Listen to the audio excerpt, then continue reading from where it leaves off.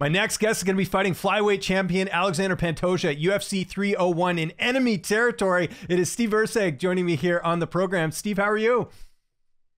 Yeah, I'm doing very well. How about yourself? I'm doing awesome, and I see you're rubbing your eyes there. I know it is the morning here in Australia. What are you up to this morning? I hope I didn't get you up too early. That's so good. Yeah, Easter Sunday, so got some plans with my partner's family, my family. Just Good stuff. enjoying the day. Yeah, calm before the storm, as they say, because I know obviously camp, you're sort of getting in the thick of it here real soon. But hey, Steve, congratulations on getting the title shot. It's a big honor and I'm sure big opportunity to get something like this.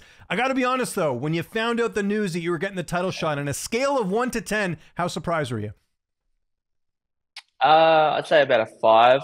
It wasn't a complete surprise just because I did get asked a few weird questions by some like the UFC broadcast team and that sort of stuff, and then my dad actually predicted he thought that I'd get the fight next, and I called him an idiot. But I do apologize for that one because obviously he was right. So there you go. Got to listen to Dad. Where were you when you found out the news? And a second part to that question: who was the first person you told the news to?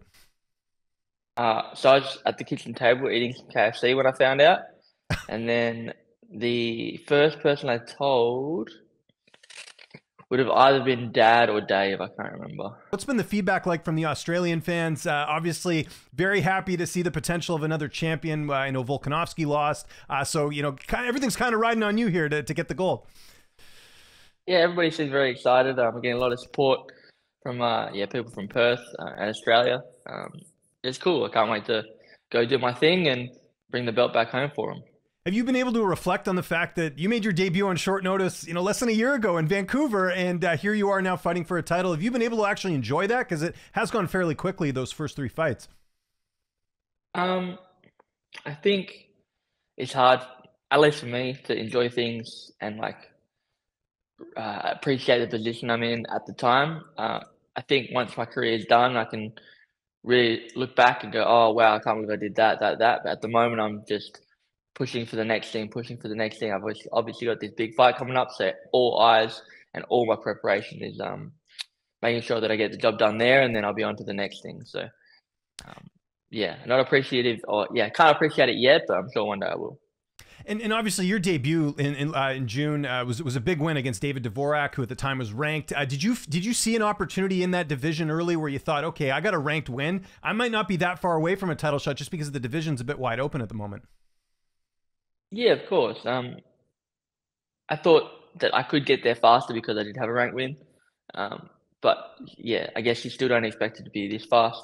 I don't know. I'm happy that I thought I was the best in the world, and I'm getting an opportunity very quickly to find out whether I actually am. And just last thing, sort of leading into the fight, I'm sure you saw the fight between Muhammad Mokaev and Alex Perez. Watching that fight, did you feel like maybe you had a leg up just because you did get a finish in your fight and Mokaev didn't? I thought it definitely helped, but I thought the fact that Pantoja actually called him out and he was ranked higher than me probably meant that he still would have got the shot, but obviously I'm happier this way. Absolutely, I'd say so. You get to fight for some gold, which is awesome. Pantoja, obviously, great record, 27-5. Has the wins over a lot of really good fighters in your weight class. From a stylistic perspective, how are you looking at this one as far as what you bring to the table compared to what he brings? Yeah, I think he brings a lot of grit and toughness to the fight. Obviously, got 5-round experience, and I think I bring length, technical ability, just in the stand-up alone, really. I think that's the biggest area that I can exploit. Obviously, his ground game is very good. His wrestling is really good. I value my wrestling and my jiu-jitsu as well above probably my striking, so I think that might be a wash. And then, the thing to separate us will be the fact that I can mix it up better on the feet. Anything different for this camp, just with it being a title fight or anything? I mean, obviously there's the 5 rounds, but anything different this time around, maybe compared to some of your last fights? The biggest difference really is just the amount of rounds. So obviously preparing for three rounds is the volume needs to go up now. I got to do 5 rounds, 5 5s in a row. So strength and conditioning has to mimic that. My Shark Tank rounds have to mimic that. My rounds in the gym have to mimic that. So I'm just doing a larger volume. It's not fun, but that's hard. If I can make it harder in the gym, that'll make it easier in the fight. Is that your cat? It sure is. Oh, Wants to that's go awesome. outside, I What think. type of cat do you have? A tabby, I believe. Oh, what's the I'm cat's not really a name? cat person. Yeah. Loki. I'm not really a cat person. My partner wanted to get one, so we got one. Okay, fair enough. Especially how it goes. Yeah. No, for sure. I only ask because I have a cat. He's in the other room, so Yeah. I just make sure he doesn't Yeah. interrupt things. But I anyways, try to do the same thing as well. no But worries. I like it. If like I an said, I escape like artist. cats. So there you go. No, it wasn't Yeah, bothering fair enough. anyone. I thought it was good. Maybe he's just All good. he's happy about your fight and all that stuff. So there we go. But He probably wants to fight me more so exactly. than There you anybody go. else. Got to feed him though. You got to feed him. Then he won't get mad at you. So that's good. But sticking with training camp, who are some of your main training partners that you're working with? Who are some of the guys that are helping you get ready for this one? Yeah, obviously I've been with the same team for a long time, so I have a lot of the same training partners.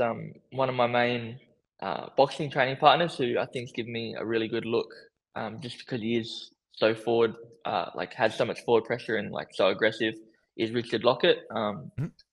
Yeah, I've been training for him for a long time, and yeah, for people like Pantoja, he's invaluable. And then I have a lot of other people, Shannon Staples, I have Josh DeMargo, I have some people coming in from other gyms to help me out for this one. So a lot of people. I'm not going to rattle on everybody's name, but I appreciate everybody that's helping me, and definitely even though it's an individual sports, I can't do it by myself. So I appreciate all the help.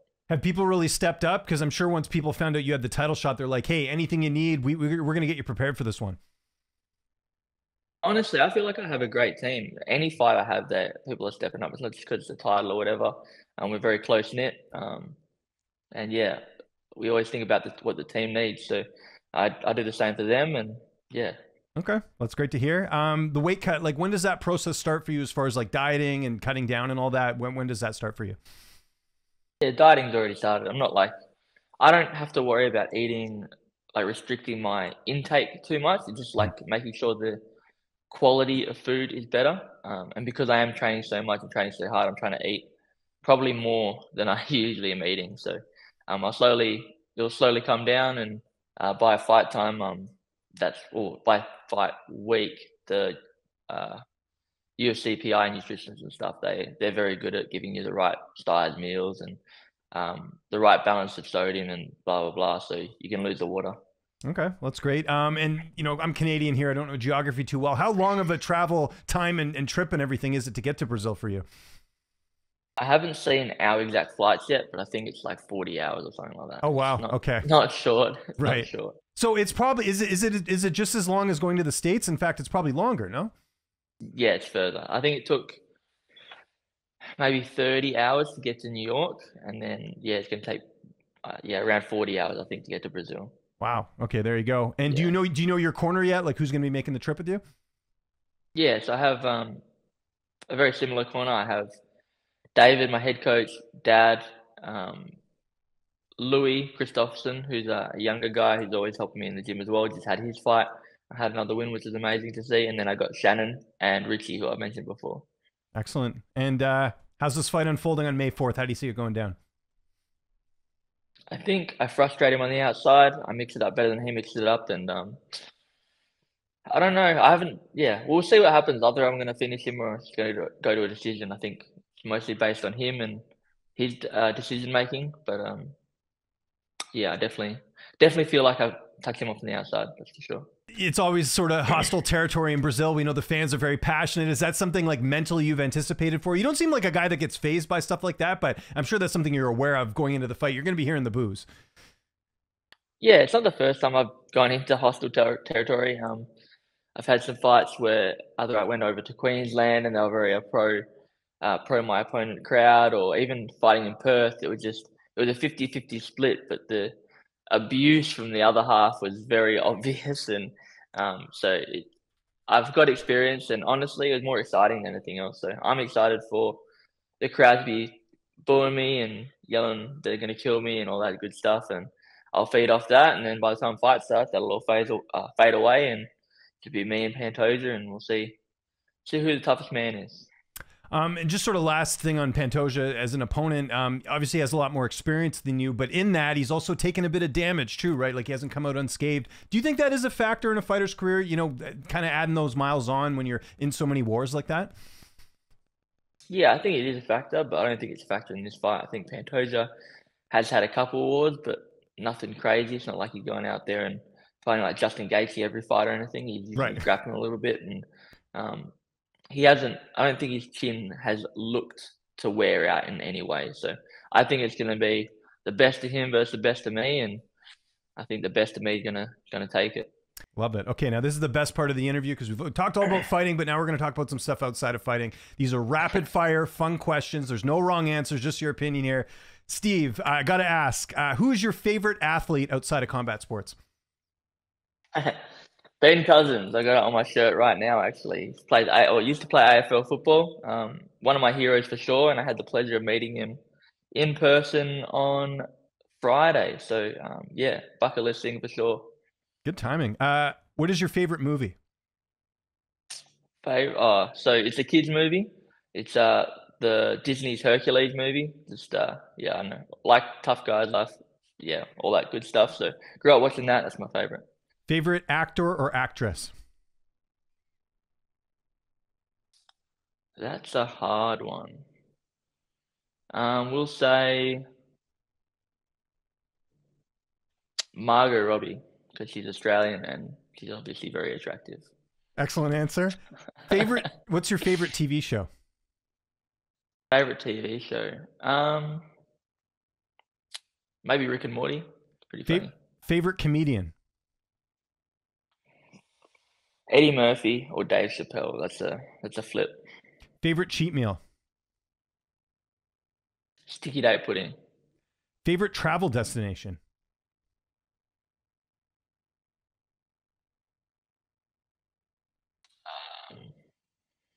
Coral Bay. Where's that? It's in Western Australia. Excellent. Yeah, got nice fishing, got good beaches. It's quite a nice place. Favorite animal? The wolf. What is your hidden talent? Fighting. Well, no, that's not very hidden. You are very good at fighting. Obviously, you're getting this title shot here. But I mean, like, is there something you're good at that maybe we don't know you're good at? Like some people have said, like they're good at skateboarding or they're good at playing another sport, or maybe they're good at like solving a Rubik's Cube. Like, is there anything that comes to mind? No, I suck at everything else. The only thing I'm good at is fighting people. And what is your biggest pet peeve? Like, what is something that really annoys you? That's like, you know, day to day or anything like that. Some people don't like doing the dishes. Some people don't like bad drivers. Yeah. Anything like that for you? People not putting their trolley away in the trolley bay after they've gone shopping annoys me. Interesting. We call those shopping carts here in North America, I think. I've never heard of trolley, but that's a good term anyways. Yeah. Who do you think gets the winner of this fight? I know you're not looking past UFC 301. The focus is on Pantoja, but I'm sure you're also knowing sort of the landscape of the division. Do you think it's the winner of Kopp and Nicolau? Obviously, Royval had a good performance against Brandon Moreno. He got the win. You know, I know you're not the matchmaker, but just sort of, do you have an idea on what could be next for the winner of this fight? Yeah, I think most likely the winner of Kopp and Nicolau, but I think it's dependent on Kopp winning, really. I think if he wins, he gets the next shot, and then other than that, Royval or Mokaev probably needs one more win. So probably Royval or Kopp. And on that note, do you think Mokaev and Royval should fight? I mean, obviously Royval did get that big one over Moreno, but you know, your fight's going on. Obviously they have that other fight, and Royval just fought, you know, the champ back in December. Do you think that's the next logical step? Again, just sort of as a fan or someone kind of looking at the division. No. I think Royval should fight Mokaev, and then Kopp should fight me. There you go. Okay, I like that. Yeah, I was just curious, kind of your thoughts on the division. I'm sure you've been told this, but I got to ask this anyways. Has anyone ever told you look a little bit like Michael Scott from The Office? A few times. I've got quite a few memes, and I'm even coming out with a shirt soon. Because of that? Oh, really? Okay, I didn't know that. Exactly. That's so, good. You're kind of playing I've heard it up. Yeah, I've heard that one. I've heard Derek Zoolander. I've heard Novak Djokovic, Aaron Rodgers. I've heard all of them, Djokovic, that's a basically. good one. Actually, Yeah. I didn't even think of that. So Yeah. that's, but you must like. I mean, you're pretty like laid back guy. I'm sure when you hear stuff like that, you don't take it as an insult. You think like, hey, people are being creative, right? No, I get very angry with that sort of thing. I start breaking dishes and all sorts. So Gotcha. Wow, it's I'm like a very silent angry anger. man. Yeah, I can I'm a tell. very I can angry tell. man. This interview just took a really deep turn here, Steve. I gotta be honest. Let's end on a light note, though. Here, downtime. What does that look like during camp? Like, what are you into to kind of take your mind off stuff? Some fighters play video games. Some fighters watch Netflix. Some fighters are in the the ice baths. Or what do you like doing when you need that little bit of time off or a little bit of a stress reliever? Yeah, I'm the most boring person in the world when I'm not fighting. So I sit down, watch television, and then fall asleep. That's my downtime. Now, are you Netflix? Or are you watching just regular television, or what are you watching? Yeah, it's probably Netflix or Okay, Prime so or Steve, something if like I that. hacked into your Netflix account right now and it said continue watching, what's it going to say under there? What are you watching recently? I'm watching Seinfeld. Oh, nice. That's a Seinfeld great at the show. moment. Yeah, it is. I like going back and watching some of those old shows. Like I watched The Nanny recently. I don't know if you ever heard of The Oh, of Nanny, course, but that laugh. I mean, how yeah, can you not know the laugh? yeah, Whatever it is. I forgot how funny that show was. That's great. So it sounds like you're a fan of 90s sitcoms, which is great because I think that was like the golden era for comedy, right? So you and I have that in common. I'm a big Seinfeld fan. So favorite Seinfeld character before we get out of here? Who's your favorite? Oh, it's definitely Kramer. Okay. See, I'm a George How can it Costanza not guy. be? He is funny. I just love the whole personality of Kramer, the way he leaves the room, the way he enters the room, just is good fun. Exactly. And this interview was good fun, Steve. Thank you so much for doing this, especially on Easter Sunday. Look at the sacrifices Nice you're segue. making here to go and do this. But there's anyone you'd like to thank before we get out of here? Any sponsors, any social media you want to mention? I'll give you the last word. No, just thanks to my team and stuff. If you can find me on Erceg Steven on Instagram, and then on Twitter, it's I think at Erceg Steve, something like that. Yeah. So follow me if you like. If you don't want to follow me, good on you.